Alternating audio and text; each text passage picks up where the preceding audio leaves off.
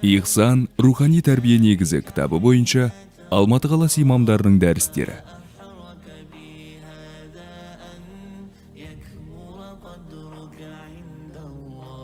Ассалаумағалейкум, құрметті бауырлар, ардақты ағайын. Алла тағалаға мадақ мақтаулар, пайғамбарымызға сансыз салауаттар болғай. Баршаңызға Алланың амандығы мен есендігі болсын. Бүгін біз Алланың жәрдемімен міне Муфтият баспасынан шыққан Ихсан рухани тәрбие атты кітабынан арнайы дәріс бастамақпыз.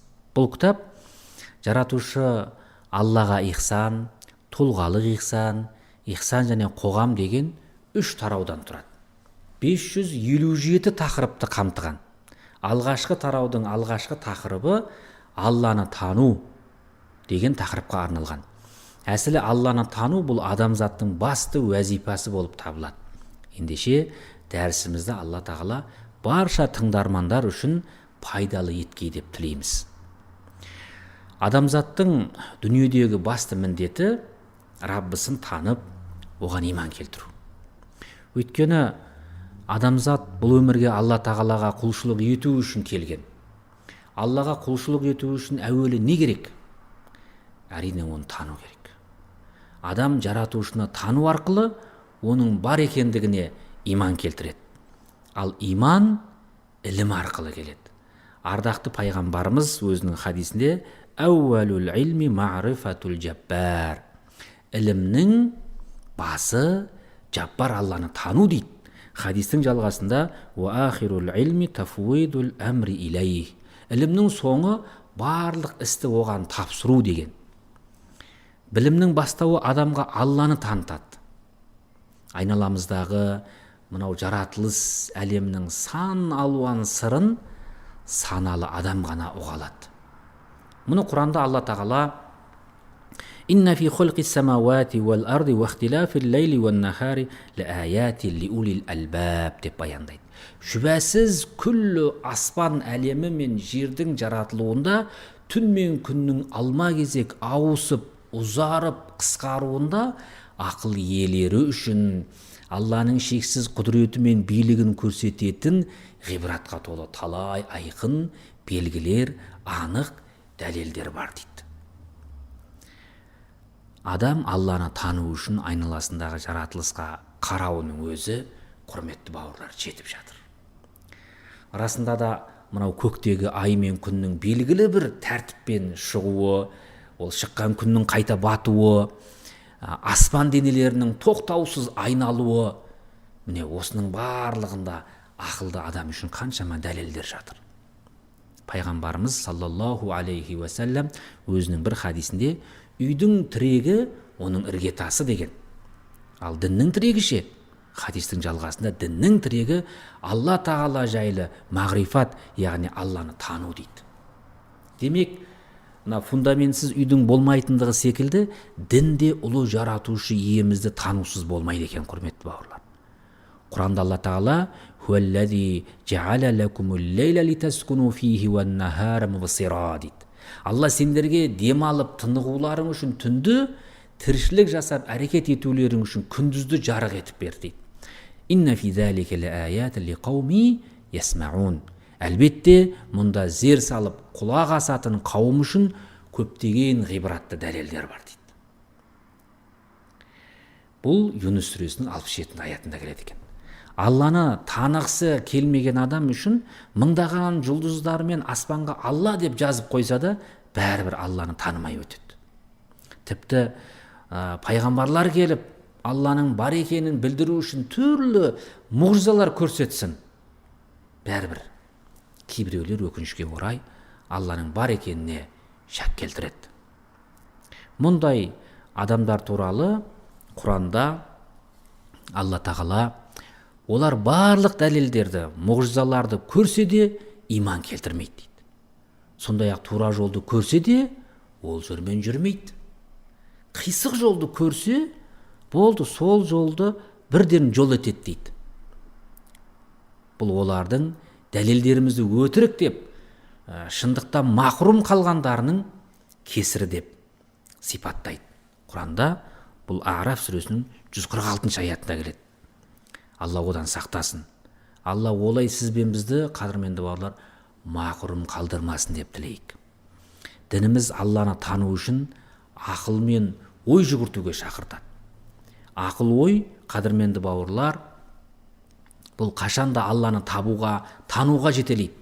Қарап отырсаңыз, Алла тағала барша жаратылыстың ішінде адамға ғана бойындағы осы ой санасын жұмыс ету арқылы терең пайымдауға насихат етеді. Хайуанаттың біріне ақыл ой, парасат бермеген ғой Алла тағала. Бұл пенденің ғана пешенесіне бұйырған нығмет. Имам Азамның дәуірінде Алланы жоққа шығаратын адамдар болған. Солардың бірімен Имам Азам жап-жас бала кезінде пікір таластырған екен. Бұл оқиғаны баяндар болсақ, бір күні ол кісі бала күнінде ұстазымен бірге халықты азғырып отырған бір дінсіздің қасына барады. Сонда әлгі адам: "Қане, менімен айтысатын кім бар?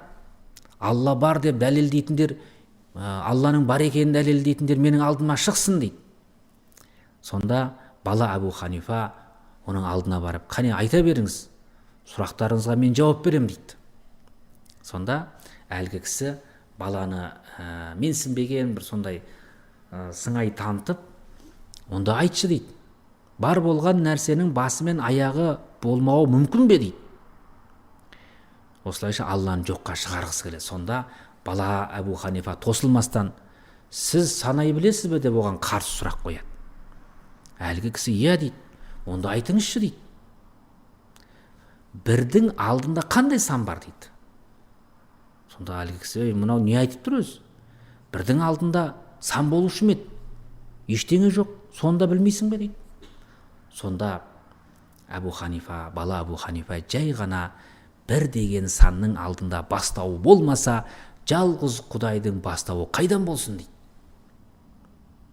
Сонда ұтылғанын сезсе де сездірмеген сыңай танытып, әлгі дінсіз тағы да өзінің сұрағын қойып: "Олай болса айтшы, жалғыз Құдай 6 тараптың қай жағында?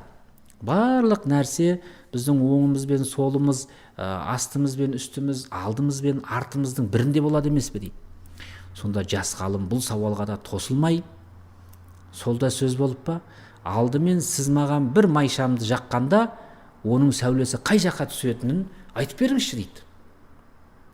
Сонда әлгі кісі: "Әрине, шамның сәулесі барлық жаққа қарай түседі" дейді.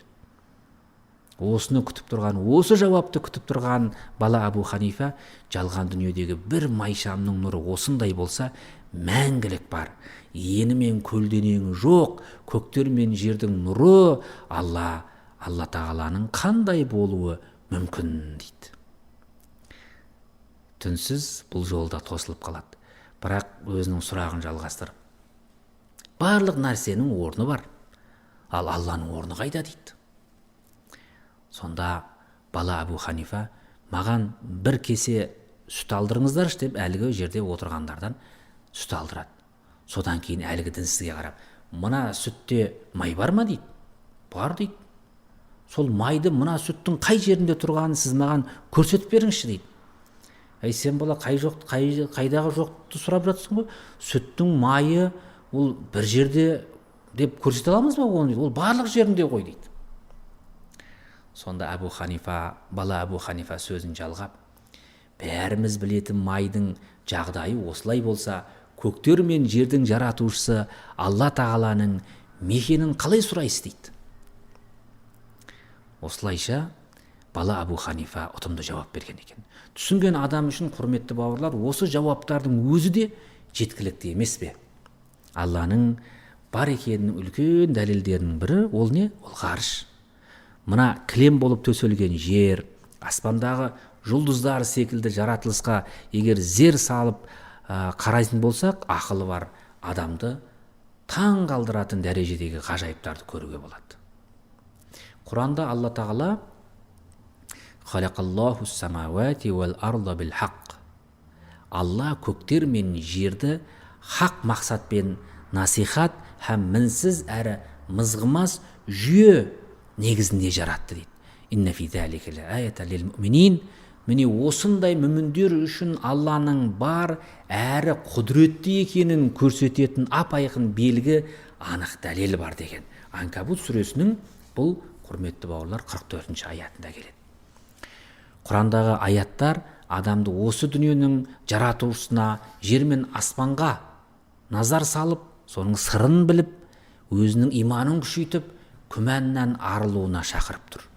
Қарап отырсаңыз, Алла тағала мына әлемді өз болмысын көрсететін бір айна секілді жаратқан. Өйткені күллі жаратылыс, барша тіршілік оның бар екендігінен дәлел. Әлем кездейсоқ үлкен бір жарылыстың нәтижесінде пайда болды ма? Аспан денелері өздігінен бір жерге түйісіп, немесе ақылдаса келе, әй, осындай бір жүйені құрайық деп өздігінен пайда болды ма? Бұл әсте шындыққа жанаспайды ғой. Мойындайсыз ба? Кездейсоқ болған нәрселерден осындай темірдей тәртіппен таңғажайып жүйені көру әсте мүмкін емес. Құранда Алла тағала «Я айюханнасу дуриба мәсәлун», о адам баласы, сендерге мынадай бір мысал келтірілді дейді. «Фастамиула», оған құлағасыңдар. «Инналлазина тад'уна мин дуниллахи ла яхлуқу зубаба валау ижтамаула». Сендердің Алладан өзгеге табынып жалбарынған құдайларың түгел жиналса да, бір шыбынды да әсте жарата алмайды дейді. Хаж сүресінде. Міне қараңызшы. Міне осы арқылы шыбын екеш шыбынды да жаратуға адамзаттың қауқарсыз екендігін баян етіп жатыр. Адам баласы Алла тағаланы қаншалықты жақсы біліп, оны қаншалықты жақыннан таныған сайын, оған деген ынтасы, махаббаты арта түсіп, әдепті қол болады. Жаратушыны тануға тақуа мүмінде, дінсіз пендеде зәру. Тану арқылы сенімсіз адамдар иман нұрына бөленсе, адасқандар тура жол табады. Ал ұлы жаратушыны терең тани білу, өзін мұсылман деген осындай атқа ие болған мүмін үшін өте маңызды. Қадірменді бауырлар, Бұхар жырау бабамыздың бірінші тілеңіз бір Аллаға жазбасқа деп жырлағанындай, баршамызды Алла тағала өзін шынайы танитын пенделерден болуымызды баршамызға нәсіп етсін.